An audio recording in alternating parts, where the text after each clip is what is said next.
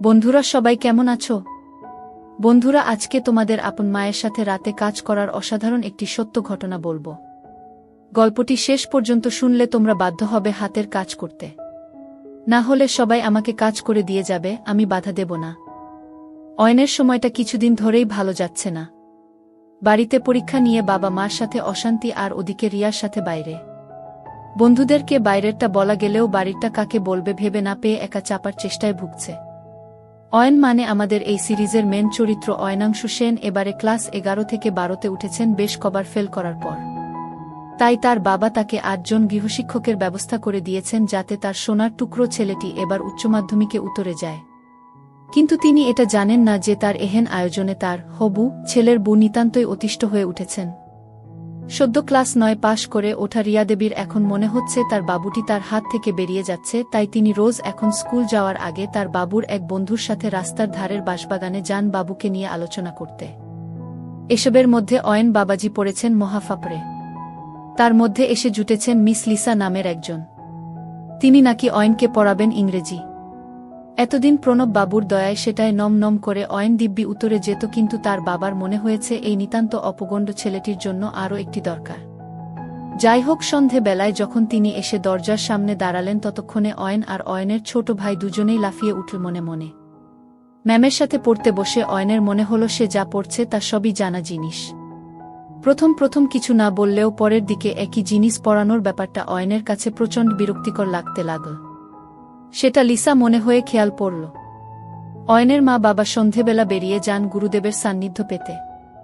অয়ন আর Lisa ma'am থাকে বাড়িতে একা। এরকমই একদিনে অয়ন বসে ম্যামের দেওয়া কাজগুলো করছে, এমন সময় হঠাৎ লিসা বলে উঠল তার একবার বাথরুমে যেতে হবে।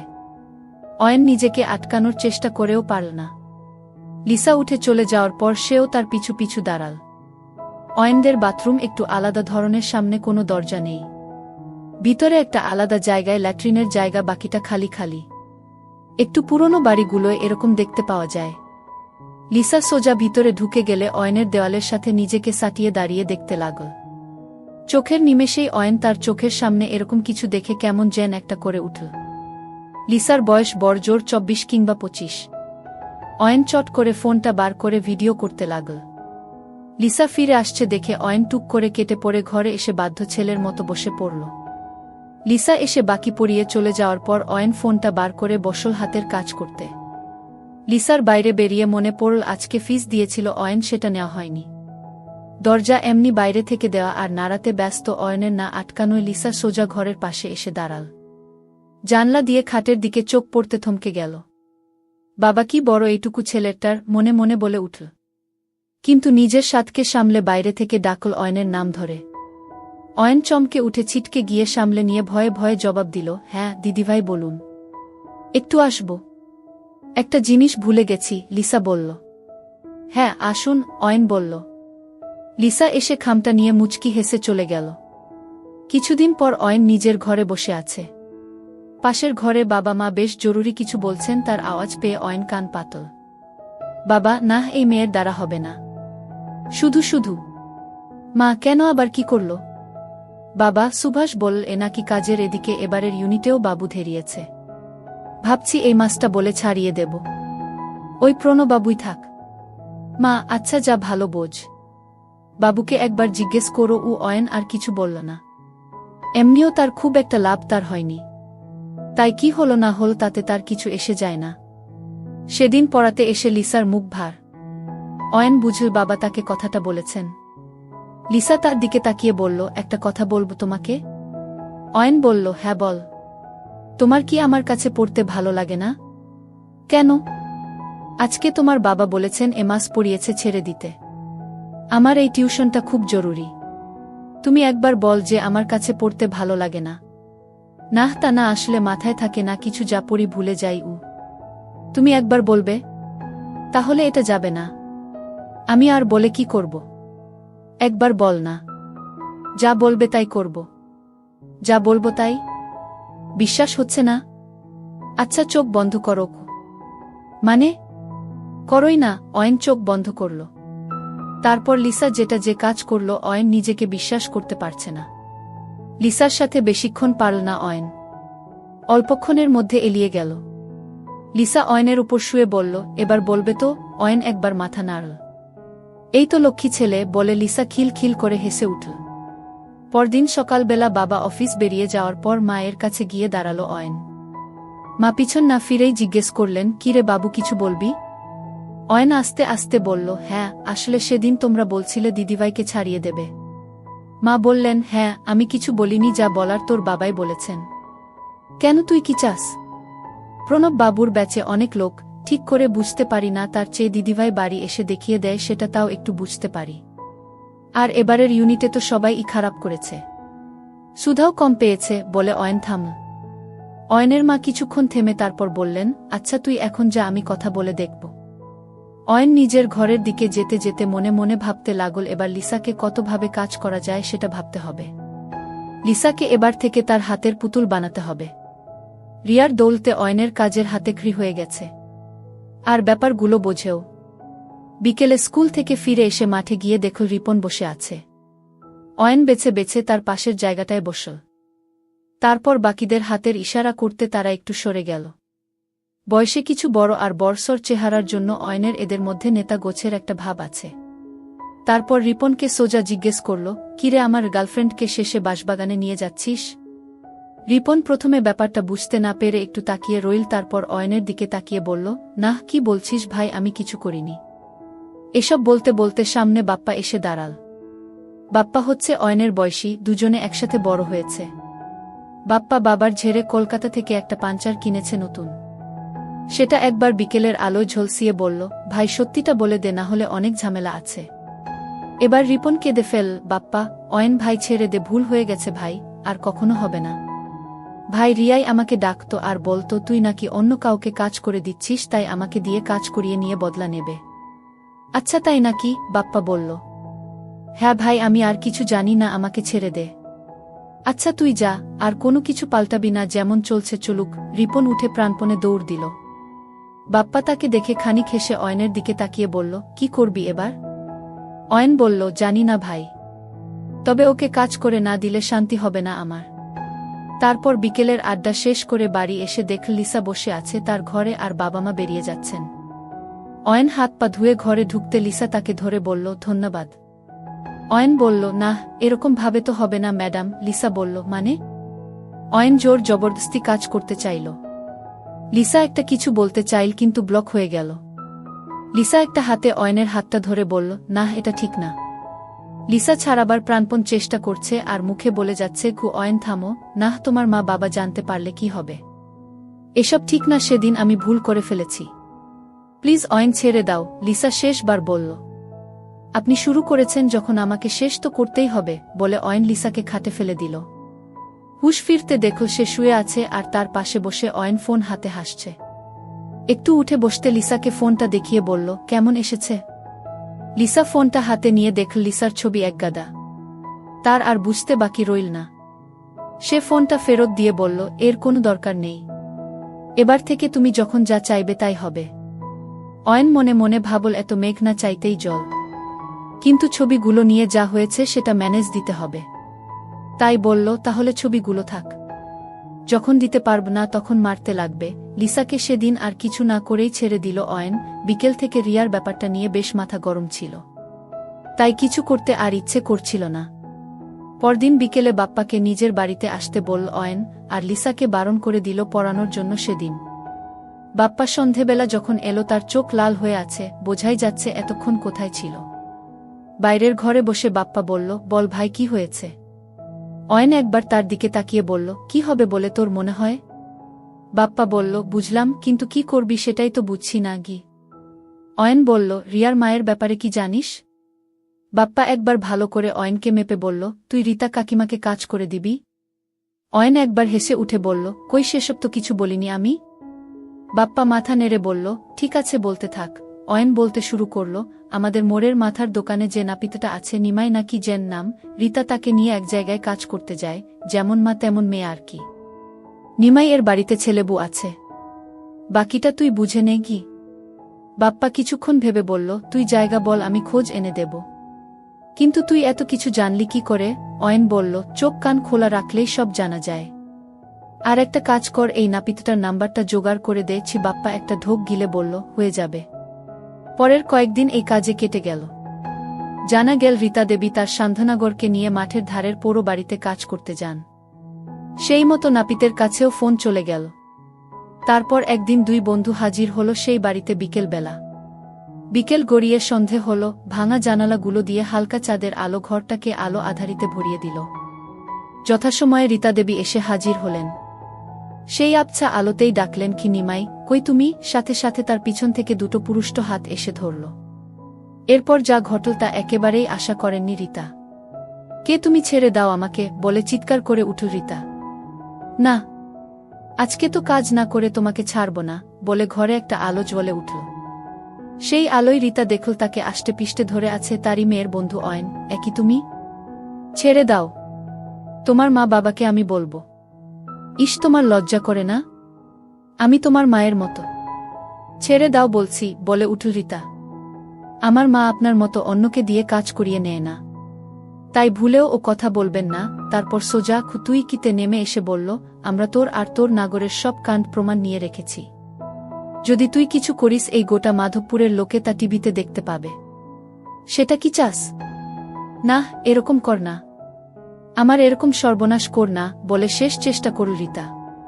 কিন্তু তাতে কোনো কাজই হল না। অয়ন ধাক্কা দিয়ে রীতাকে মাটিতে ফেলে দিল। বাপ্পার দিকে তাকিয়ে বলল, তোকে কি আমি ওখানে দাঁড়িয়ে হাতের কাজ করতে বলেছি? বাপ্পা ইশারা পেয়ে এগিয়ে এলো। দুজন মিলে একসাথে কাজ শুরু করে দিল। বাপ্পা বলল, এটা তো হলো, এবার? অয়ন ক্লান্ত গলায় বলল, এটাকে আগে বাড়ি নামিয়ে দিয়ে আয়, তারপর একে এর মেয়ের সাথে একসাথে কাজ করে দিব। তবে আমার নাম অয়ন সেনগু। কথাটা শুনে রীতার যত না বেশি ঘেন্না লাগল, তার চেয়ে বেশি একটা আনন্দ তাকে ভরিয়ে দিল। অয়ন রীতাকে বাপ্পার বাইকে তুলে নিজে সাইকেল নিয়ে বাড়ির দিকে এগোল। পরের দিন স্কুলে যাওয়ার পথে রিয়ার সাথে দেখা হলো। স্বাভাবিক কথা ছাড়া আর অন্য কোনো কথা হলো না। স্কুলে গিয়ে বাপ্পার সাথে দেখা হওয়ার পর বাপ্পা আর সে হেসে কাটিয়ে দিল কিছুটা। তারপর জিজ্ঞেস করল, কাল নামাতে গেলি কি হলো? ওর সারা রাস্তা আর চলার অবস্থায় ছিল না, বলে বাপ্পা একবার পাশে তাকাল। পাশ কখন সুধা এসে দাঁড়িয়েছে সে খেয়াল দুজনের কেউই করেনি। দুজনে সে বিষয়ে খেয়াল না করে যে যার কাজে চলে গেল। বিকেলে ফিরে আজকে লিসার কথা মনে পড়ল। বাড়ি ফিরতে লিসা ঘর থেকে এসে ধরল অয়নকে। তার কিছুক্ষণের মধ্যেই দুজনের জামা কাপড় মাটিতে পড়ে রইল। তারপর ওয়াশরুমের দিকে গেল। বাথরুমে লিসা বসল আগে, তারপর অয়ন। কি ব্যাপার অয়ন বাবু? সেদিন পর থেকে আজকে বেশ ক্লান্ত লাগছে, জিজ্ঞেস করল লিসা। তোমাকে দেখিনি তাই, অয়ন বলল। থাক, হয়েছে, অত প্রেম দেখাতে হবে না। তাই? এতদিন কত মিস করেছি তোমাকে বলতে পারবো না, আজকে পুরো শেষ করতে হবে। আচ্ছা, এখন শুধু দুজনের হাঁপানির আওয়াজ আর বাইরে সদ্য বৃষ্টির শব্দ শোনা যেতে লাগল। কিছুক্ষণ পর অয়ন পাশে তাকাল। লিসা তার দিকে তাকিয়ে আছে। তার ঠোঁটের একপাশ দিয়ে অয়নের পুরুষত্বের প্রমাণ গড়িয়ে পড়ছে। সরি, অয়ন লিসার চুলে হাত বোলাতে বোলাতে বলল। কেন? লিসা জিজ্ঞেস করল। বড্ড বেশি রাফ হয়ে গেছিলাম। তোমার কষ্ট হয়েছে? না, একটুও না। শেষে একটু শ্বাস নিতে অসুবিধা হচ্ছিল, কিন্তু তুমি আমাকে আজকে যা তৃপ্তি দিয়েছ তার জন্য এইটুকু সহ্য করতে আমার অসুবিধা নেই, বল লিসা। লিসা রানী, এই তো সবে শুরু, এখনো সারা রাত আছে। আচ্ছা, এই বয়সেই এত? চল ফ্রেশ হয়ে খেয়ে নি, তারপর দ্বিতীয় রাউন্ড হবে গু। আচ্ছা, বলে লিসা উঠে বাথরুমের দিকে পা বাড়াল। সন্ধেতে খাবার অর্ডার দিয়ে এনে নিয়েছিল, সেটা প্লেটে ঢেলে তারপর বাপ্পাকে দিয়ে আনানো একটা দামি বিদেশি লাল পানির বোতল থেকে কিছুটা দুটো গ্লাসে ঢেলে বসল অয়ন। লিসা বাথরুম থেকে বেরিয়ে এসে দাঁড়াল অয়নের সামনে। অয়নের চোখের পাতা পড়ল না। কি অসাধারণ সুন্দরী লিসা! লিসা এগিয়ে এসে তার পাশের চেয়ারটা টেনে বসতে যেতে অয়ন তাকে বাধা দিল। কি আমাকে বসতে দেবে না? লিসা করুণ মুখ করে অয়নকে বলল। না, ওখানে না সুন্দরী, এখানে, বলে নিজের কোলের দিকে দেখাল। লিসা একবার হেসে অয়নের কোলে বসল। তাতে আলাদাই অনুভূতি হল অয়নের। এবার লিসা অয়নকে জিজ্ঞেস করল, আর কাকে কাকে কাজ করে দিয়েছ বলো শুনি। আর সেরকম কেউ নেই, একজন ছিল, কিন্তু এখন ঘেটে গেছে সব। আচ্ছা বল শুনি। কেন এত উৎসাহ কিসের? অয়ন একটু বিরক্ত হয়ে জিজ্ঞেস করল। বাহরে, যার সাথে এত কিছু করছি তাকে এইটুকু জানব না? আচ্ছা বলছি, বলে অয়ন তাকে রিয়ার কথা বলল। তোমারটা বল এবার, লিসাকে বলল অয়ন। আচ্ছা বলে লিসা বলতে শুরু করল। লিসার প্রথম হাতেখড়ি তার মামাতো দাদার সাথে। তার দাদা যখন এখানে পড়তে আসে কলেজে, তাকে 16 বছর থেকে টানা 2 বছর কাজ করে দিয়েছে। তারপর চাকরি পেয়ে চলে গেলেও বোনের খিদে সেই যে জাগিয়ে দিয়ে গেছিল তা আর থামেনি। তারপর একটা বয়ফ্রেন্ড থাকলেও ঠিক পোষায়নি লিসার। আগে এক জায়গায় পড়াতো, কিন্তু সেখানে ছাত্রের বাবা তাকে একা পেয়ে জোর করে কাজ করতে চেয়েছিল বলে পালিয়ে এসেছে। অয়ন তাইতে বলেছিল, কেন দিতেই তো পারতে। নাহ, ইস এই মোটা লোক, কিছু নেই। নাহ, পারব না, লিসা উত্তর দিয়েছিল। আচ্ছা তাই বল, আমি ভাবলাম আবার এরকম অফার ছেড়ে দিলে কেন? তা এখন আমার সাথে আর কারটা? আর কারণ না, তোমার ওইটার প্রেমে পড়ে গেছি আমি। ওইটাটা কি? অয়ন বলল। লিসা অয়নের কানের কাছে এসে ফিসফিসিয়ে বলল, তোমার বাবুর। থাক, আর লজ্জা পেতে হবে না, অয়ন বলল। এরপর খাবার শেষ করে লিসাকে নিয়ে নিজের ঘরের দিকে এগোল। ঘরে আসতেই রোম্যান্টিসিজমের পতন ঘটল বাপ্পার ফোনে। অয়ন একবার ফোনটার দিকে তাকিয়ে বিরক্তভাবে দেখে লিসাকে বলল, 1 মিনিট দাঁড়াও। বাইরে এসে রিসিভ করতেই উল্টো দিকে বাপ্পার গলা। একটা কাজের মাঝে ছিলাম তো দিলি পিন্ডি মেরে, অয়ন বলল। মানে? আজ আবার কি কাজ? আমি তো তোকে ফোন করছিলাম আজকে আসতে, এখন কাকু কাকিমা তো নেই, বাপ্পা বলল। নাহ, পারব না, কাজে আছি। কি করছিস বলতো? পরে বল, এখন রাখত। ঠিক আছে। রিপনের ব্যাপারে একটা খবর ছিল। কি খবর? নাহ, তুই তো কাজের মধ্যে আছিস, না বল কি খবর। ও রিয়াকে সব উগরে দিয়েছে। মানে? মানে হচ্ছে রিয়া জানে যে তুই জানিস রিপন ওকে কাজ করে দিচ্ছে। আচ্ছা, ভালোই তো হলো, আমারই কাজ এগোল গো। কি বলছিস? তোর কি প্ল্যান আমার মাথায় ঢুকছে না। যাই হোক রাখি, এখন পরে কথা হবে, বলে বাপ্পা ফোনটা কেটে দিল। অয়নের মনে মনে রাগও হল, খুশিও হল। তারপর ঘরে ঢুকে দেখে লিসা তার আসার জন্যে উদ্গ্রীব হয়ে খাটের একদিকে বসে। তার চোখগুলো বেশ লাল, চেহারায় হালকা ঝিম। লাল পানির নেশা ভালোই চড়েছে।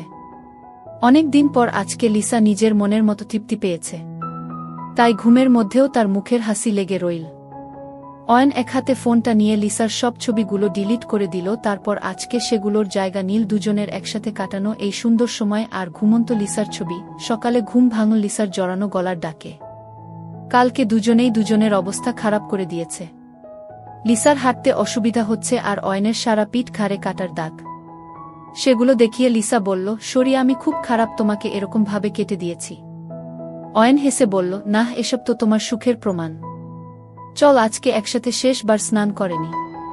চল, বলে লিসা এগোতে গেল, কিন্তু অয়ন তাকে ধরে নিয়ে পাজাকোলা করে তুলে নিয়ে গিয়ে বাথরুমে বসাল। গোসল সেরে দুজনে শেষ বিনিময় করে চলে গেল। বাপ্পা উল্টো দিকের রাস্তায় দিয়ে যেতে যেতে পুরোটা দেখল। তারপর লিসা কিছুটা এগিয়ে যেতে এসে অয়নের দরজায় নক করল। অয়ন একটু অবাক হয়ে গেল ব্যাপারটায়। তারপর দরজা খুলে সামনে বাপ্পাকে দেখে বলল, কিরে, কি ব্যাপার, তুই এখানে? হ্যাঁ, কেন? আজকাল মেয়ে নিয়ে রাত কাটাচ্ছিস আর আমি এলেই অবাক। বাপ্পা কিছুটা শ্লেষ নিয়েই বলল কথাটা। আরে না, ভিতরে আয়, বলে ভিতরে এসে দরজাটা বন্ধ করে দিয়ে নিজের ঘরের ড্রয়ার থেকে প্যাকেট বার করে এসে বসে ক্রাশ করতে লাগল। বাপ্পা বলল, এবার বল, কি বলিসনি আমাকে? আস্তে ধীরে খোকা, আগে হাতের কাজ শেষ করি, বলে অয়ন জয়েন্ট বানানোয় মন দিল। জয়েন্ট হয়ে যেতে বাবার নামে একটা টান দিয়ে শুরু করল। এতদিন লিসার সাথে যা যা হয়েছে সব বলল তাকে, শুরু থেকে শেষ। বাপ্পা নিজে পুরোটা শুনল। তারপর বলল, বাব্বাহ, তুমি তো আলাদাই লেভেলে চলে গেছো গুরু। অয়ন একবার হাসল, তারপর বলল, কালকে রিপনকে নিয়ে কি বলছিলি বল, এবার পরিষ্কার করে গি। বাপ্পা জয়েন্টে একটা লম্বা টান দিয়ে বলল, কালকে ওকে ধরেছিলাম আমি আর অয়নান্ত বিকাশপল্লীর কাছে। ধরে একটু ধাতানি দিতে সেই কান্না কাটি শুরু করে দিল। বলেছে নাকি রিয়াকে সব কিছু বলে দিয়েছে। আমি তাইতে বলেছি তুই ফোন করবি। অয়ন বলল, তাহলে আর কি লাগা ফোন এখন? হ্যাঁ, তা নয়তো কখন? আচ্ছা। ফোনটা বেশ কয়েকবার রিং হয়ে তারপর তুল রিপন। হ্যালো, কে? জিজ্ঞেস করল সে। তোর বাপ বলছি রে। চিনতে পারছিস? বাপ্পা বলল। আরে বাপ্পাদা, নাহ, মানে ঠিক বুঝিনি। গলাটা কেঁপে গেল রিপনের। হ্যাঁ, তা বলছি অয়ন তোর সাথে কি কথা বলবে দেখতো, বলে ফোনটা এগিয়ে দিল তার দিকে। বলছি রিয়ার কি খবর? কবার হয়েছে? অয়ন জিজ্ঞেস করল। এই না না, আমি কিছু করিনি। তারপর আর তবে একটা জিনিস, ও খুব ক্ষেপে আছে। আজকে আমাকে ওর বাড়িতে ডেকেছে, না গেলে নাকি আমার মাকে সব আমাদের ছবি দেখিয়ে দেবে। কিছু কর, আমাকে বাঁচাও। খুব করুণ গলায় আস্তে আস্তে কথাটা বল রিপন। আচ্ছা তুই এখন রাখ, দেখছি কি করতে পারি, বলে অয়ন ফোনটা রেখে দিল। স্পিকারে থাকায় বাপ্পা সবটাই শুনো। তারপর অয়নকে জিজ্ঞেস করল, ব্যাপারটা একটু বেশিই বাড়াবাড়ি হয়ে গেল না? হুম, অয়ন উত্তর দিল। রিপন আমার পাশের বাড়ির ছেলে, ওকে চিনি আমি। তোর গার্লফ্রেন্ডকে কাজ করে দেবে নিজে থেকে, এত দম ওর নেই গে। হুম, কি করবি? রিয়া যদি ফাঁস করে দেয় তাহলে ওর এখানে টেকা দায় হয়ে যাবে। সময় হয়ে গেছে ওর খিদে ভালো করে মেটানোর, অয়ন বলল। তারপর বাপ্পাকে বলল, রেডি হয়ে যা, অনেক কাজ আজকে। বিকেলে যখন রিপন রিয়ার বাড়ির সামনে এসে দাঁড়াল তখন তার অবস্থা খারাপ। বাপ্পা আর অয়ন তাকে কথা দিয়েছে বাঁচাবে, কিন্তু দুজনের একজনেরও দেখা নেই। আস্তে আস্তে দরজায় নক করতে ভিতর থেকে রিয়া দেবী বেরিয়ে এলেন। কিরে টুটের ছেলে, তোর এত রস? আমার খিদে মেটাবি না? রিয়া বলল। নাহ মানে রিপন ভাবতে লাগল কি বলা যায়। হঠাৎ পিছন থেকে দুজনেরই চেনা গলা ভেসে এলো, এইটুকু বাচ্চার পানি দিয়ে কি হবে? তোর বয়ফ্রেন্ড আছে তো? তোর খিদে আজ আমরা দুজনে মেটাবু। রিপন পিছন ফিরতেই দেখে বাপ্পা আর অয়ন দাঁড়িয়ে আছে। মানে এসবের মানে কি রিপন? রিয়া একটু ভয়ে ভয়ে জিজ্ঞেস করল। মানে আজকে আমরা 3 জনে মিলে তোর ক্ষুধা মেটাবরে, বলে ঠেলে বাড়ির ভিতর গেল। তারপর বাইরের ঘরের সোফায় ফেলে পরনের টি-শার্টটা ছিঁড়ে ফেলে দিল রিপন। রিপনের এরকম কাজ দেখে রিয়া অবাক হয়ে বলতে লাগল, না এটা করিস না রিপন, দেখ আমার মা আছে বাড়িতে, তোদের সবাইকে পুলিশে দেবে। অয়ন একবার হাহা করে হেসে উঠল। রিয়ার নিজের ছেঁড়া জামাটা কোনোমতে আটকে বলল, হ্যাঁ, আর আমার কাছে এই রিপনের ভিডিও আছে। একটা কেউ ছেড়ে দেবে না গি? আচ্ছা বাপ্পা, সব রেকর্ড করছিস তো? অয়ন জিজ্ঞেস করল। বাপ্পা হেসে বলল, একদম বস। এই রিপন, থামলি কেন? এতক্ষণে ঘরের এক কোণে এসে দাঁড়িয়েছেন রীতা কাকিমা। ওরা কেউই সেটা খেয়াল করেনি, কিন্তু রিয়া সেটা দেখতে পেয়ে বলল, বাঁচাও মা, এরা আমাকে জোর করে কিসব করছে। অয়ন একবার পিছন দিকে তাকিয়ে বলল, আরে আপনারই অপেক্ষা ছিল, আসুন, বলে বাপ্পাকে চোখের ইশারা করতে বাপ্পা গিয়ে রীতাকে সামনে নিয়ে এলো। তারপর অ্যাকসেপ্ট করে দিল। রিয়া এসব দেখে অবাক। কি যেন একটা বলছিলি? অয়ন বলল। রিয়া বাকরুদ্ধ হয়ে গেছে। রীতা লজ্জায় কুকড়ে গিয়ে পালিয়ে যেতে চাইল, কিন্তু বাপ্পা তাকে আটকে দিয়ে বলল, আরে সোনামনি, এই তো সবে শুরু, এখনই চলে গেলে হবে কি করে কি? রিয়া সব আশা ছেড়ে হতচকিত হয়ে রইল। তার মুখ দিয়ে কথা বেরোচ্ছে না। তার সামনে তার মাকেও অ্যাকসেপ্ট বানিয়ে দিয়েছে অয়ন আর বাপ্পা। একসময় অয়ন বলেছিল যদি তাকে রিয়া কখনো ধোঁকা দেয় তার ফল খুব খারাপ হবে। আজকে সে নিজের চোখের সামনে দেখতে পাচ্ছে। মা মেয়ে দুজনে 3 জন যুবকে দিয়ে কাজ করিয়ে নেওয়ার জন্য তৈরি হল মনে মনে।